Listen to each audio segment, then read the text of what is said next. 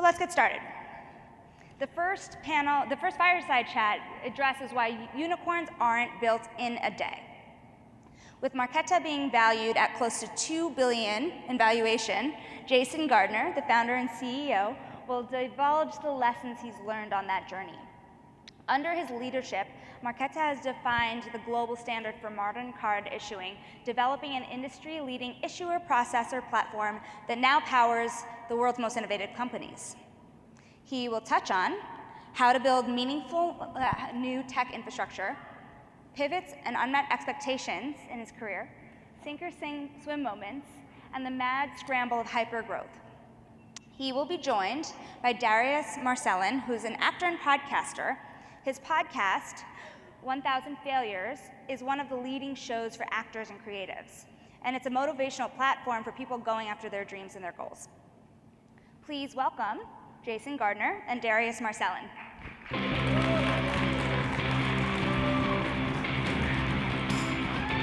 Thank you. Thank you. Thank you.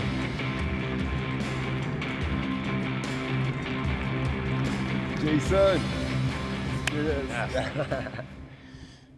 Yes. Good morning, Money2020. Why aren't unicorns built in a day? Jason, Unicorn is a company valued at $1 billion or more, and in the non-tech world, it is something that is highly desirable and hard to obtain. How does it feel to have a unicorn? Feels amazing. When we started the company, it was just simply an idea. It was just me, a computer, and a phone.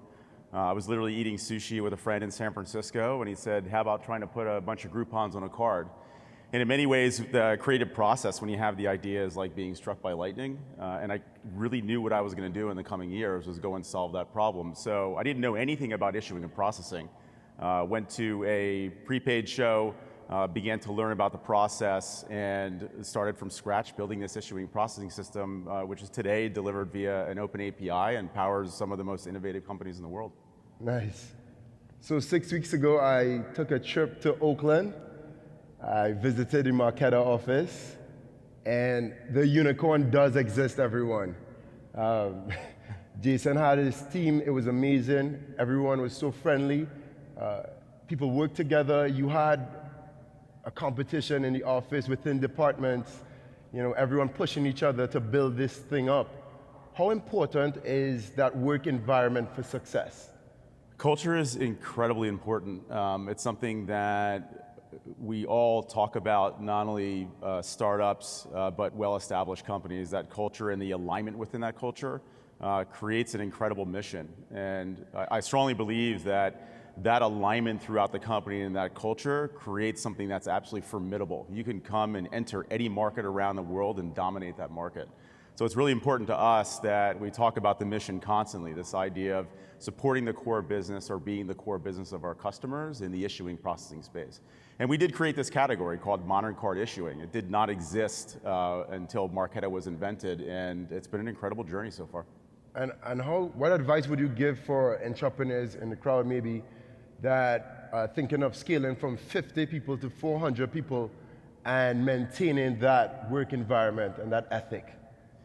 In the beginning, you give yourself creative space. It's very hard to believe that when you first come up with the idea that it's going to be at the scale it is today. So it's just incredibly important to give yourself space to drive that creative process. In Silicon Valley, people talk about pivots. You pivot actually a lot in the beginning. And this isn't just starting a company, it's all sorts of things in your life that you think about in regards to, I'm getting this signal and it's what I believe in and I'm focused on that. But finding product market fit is absolutely primary. And that signal becomes an absolute laser beam and you become absolutely focused on it. And then when you have that product market fit, it just gives you this feeling like we've got it. And then you become maniacally focused on the customer and delivering for them.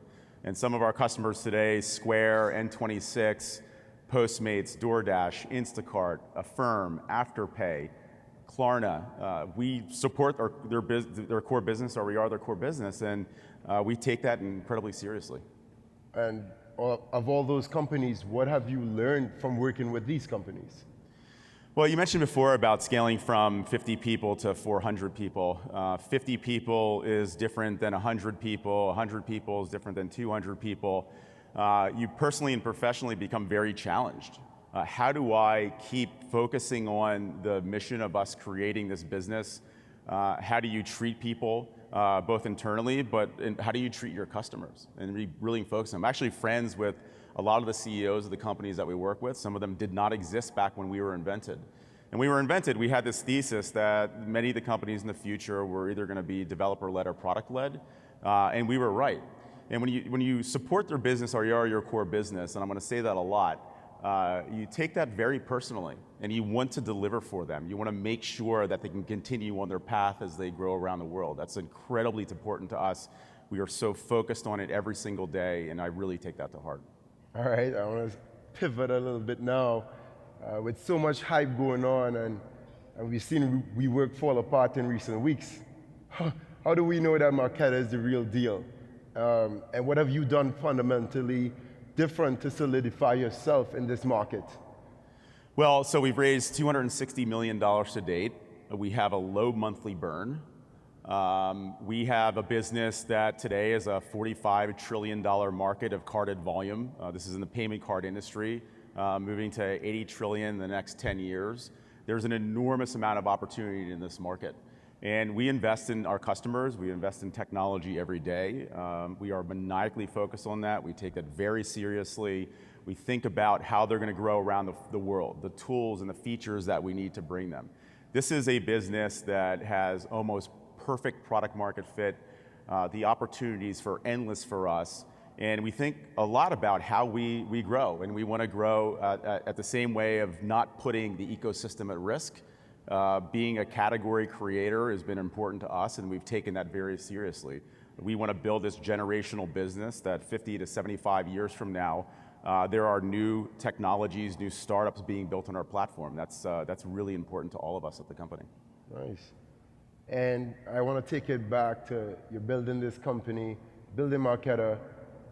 Took you 2 years to build this product, but while you're building this product, you're also envisioning this company.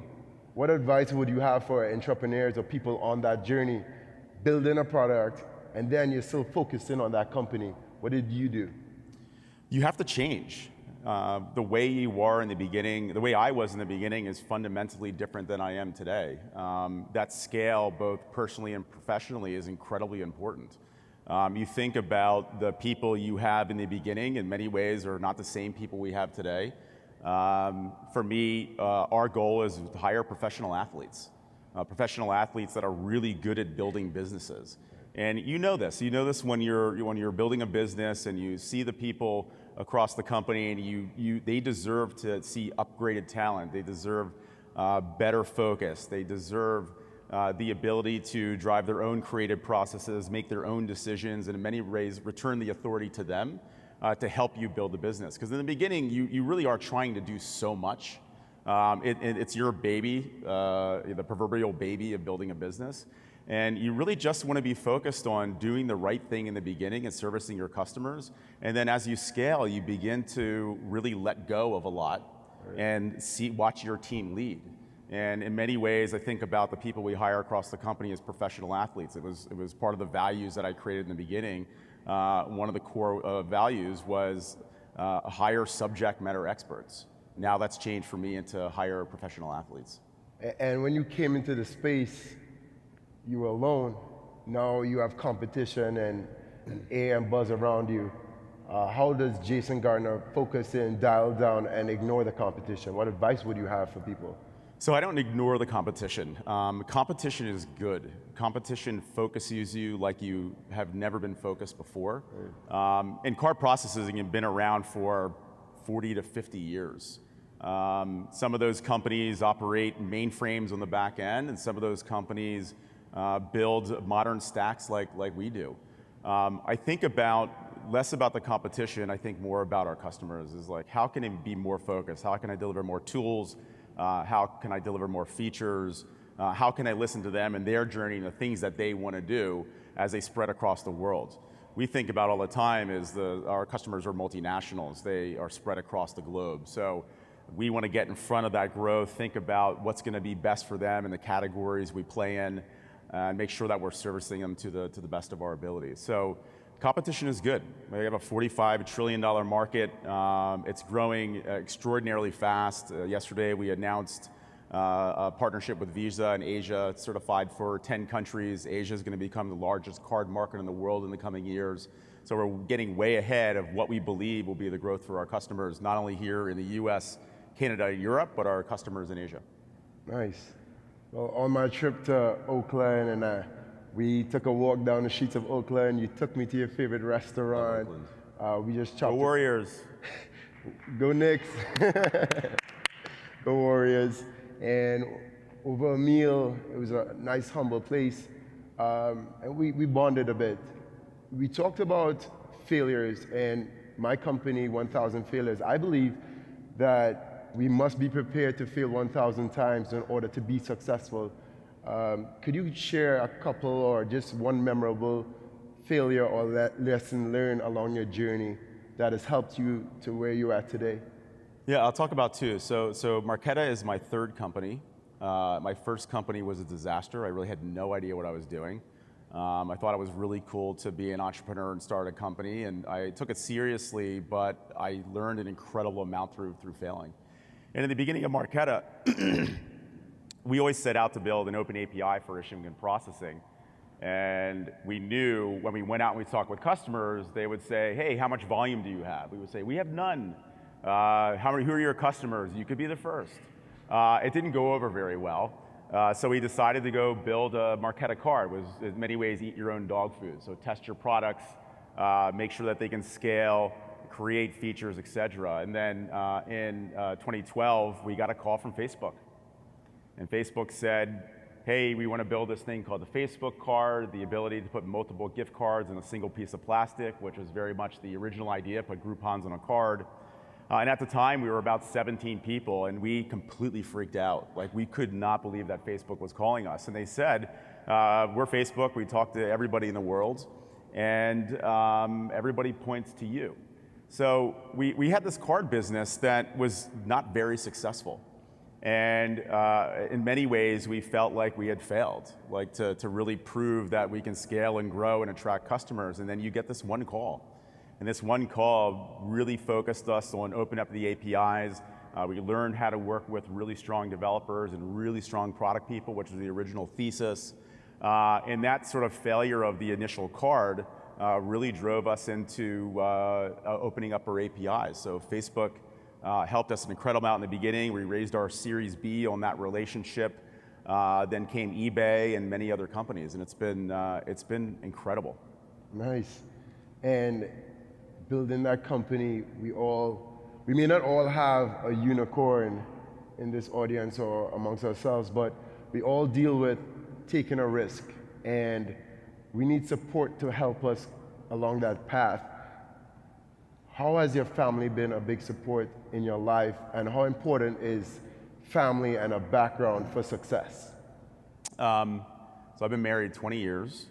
My wife, Jocelyn, has been through 3 companies. Yes. And wherever she goes, I'm going with her. She's been an amazing human being and supportive of me. It also helps, she's a psychotherapist. So many times I'll come home and she'll say, take a seat, what can I talk to you about? Because she knows that she can see when I come home and I'm very stressed.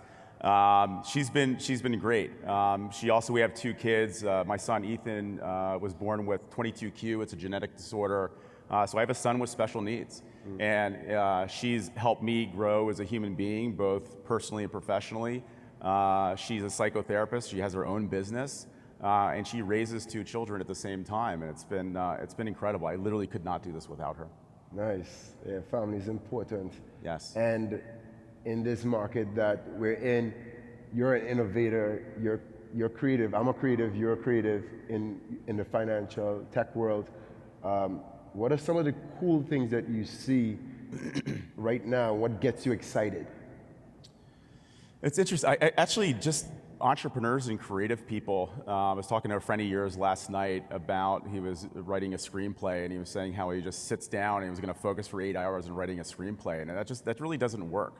What I get excited about is that creative process. So many times for me, I like to walk, I like to listen to music, I like to just basically, sometimes I'll just lie on the floor and stare at the ceiling, and the signal begins to come to you. Sometimes it's very quiet about what you want to do, and then it becomes louder and louder, and then you just want to like literally jump up and begin thinking and writing in that creative process of whether you're building tools and processes. You had a discussion with CEO of one of your customers or one of your prospects, and you shoot them an email about how you're thinking about their business.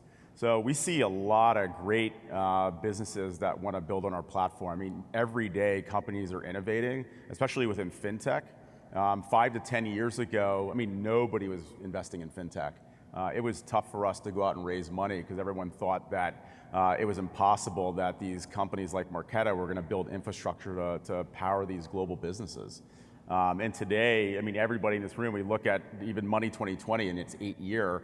I think there's 8 to 10,000 people here, and every year it gets busier and busier. I mean, this infrastructure that we've all built, these businesses we've all built, whether they're legacy companies, whether they're new businesses, I'm fascinated. I do invest in a number of businesses, and I do it based on the feeling of product market fit. Like, are they here at the right time in the right place with the right idea and going to be able to grow? And I really want to help those folks. Where do you see the future growth of Marqeta? The future growth, so we look at the $45 trillion market opportunity heading to $80 trillion. We think about the generational business that we're building and this idea of modern card issuing. It's interesting, a card, when you swipe a card or you tap a phone or you enter a number online, you're IDing yourself on a network. You're IDing yourself actually on a global network. We think about that all the time, which is the global network and how you ID yourself. We also think about our customers now and our customers in the future, and the tools and the automation and the features that they're going to need to grow. We think about it all the time. We think about the verticals that we're focused on today.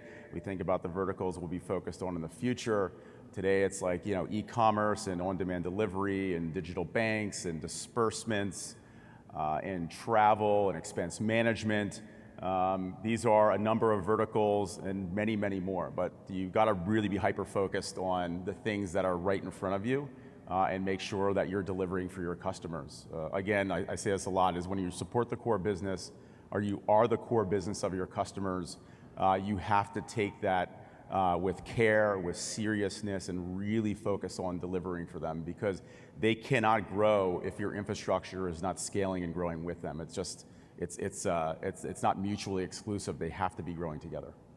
Nice. What are you most proud of from this unicorn? Everyone who knows me, both my friends and family and the people at Marqeta, is I love people.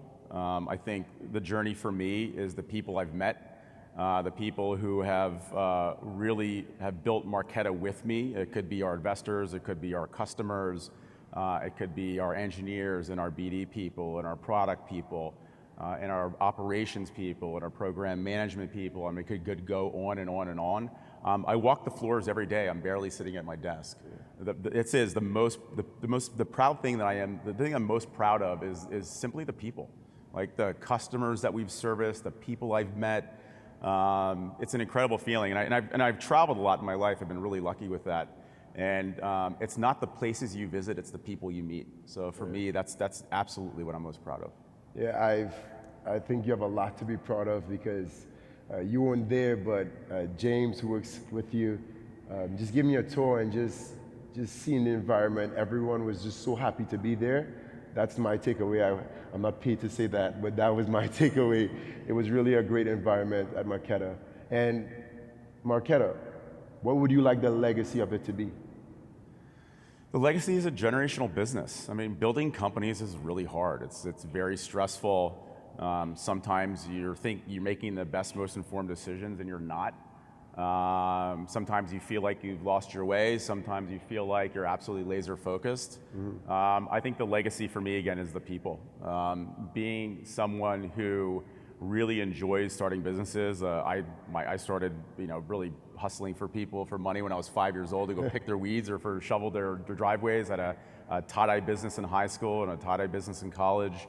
For me, that was really important, and it's the people that I met along the way. So the legacy of Marqeta would be that it's very much a people-focused company. We care deeply about our customers. We're maniacally focused on delivering for them and make sure that they can scale around the world.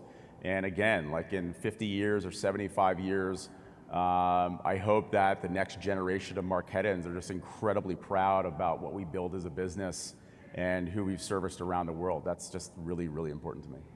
What would you like your legacy to be, Jason Gardner's legacy? My legacy? It's being a good person. It's really important for me. And I think my son has changed my life. Like when and I've met a lot of people who are parents of kids with special needs.